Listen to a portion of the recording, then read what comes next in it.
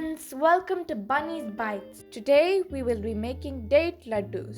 This is a tasty and healthy recipe that you could eat for weight loss. If you want something sweet to eat, you could quickly make this easy snack. Even diabetics can eat this vegan recipe. First, start by dry roasting a quarter cup of white poppy seeds in a pan on medium flame. White poppy seeds are rich in fiber. This shouldn't take too long. Just roast until they become brown and start jumping. Turn off the stove immediately after they start jumping, or they'll turn black and burn. Then also dry roast a quarter cup of sunflower seeds on medium flame. Sunflower seeds are rich in vitamin E. You'll know when they're ready because they'll turn slightly golden brown and begin to smell really nice. In the same pan, add in a tablespoon of ghee.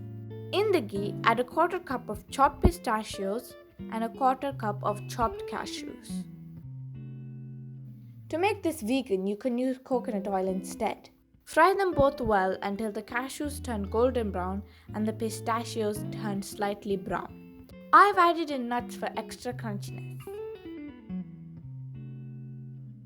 Put all of this aside.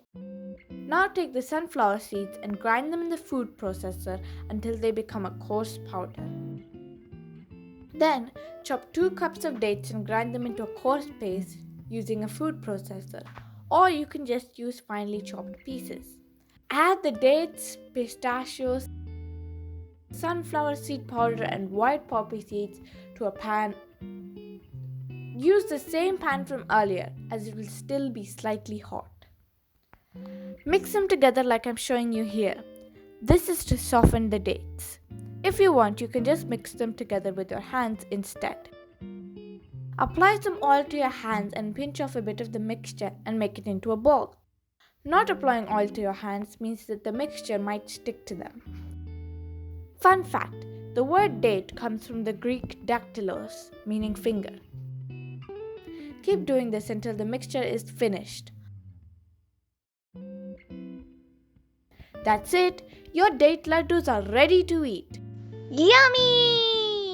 Please like, share and subscribe to my YouTube channel Bunny's Bites and write any feedback in the comments below.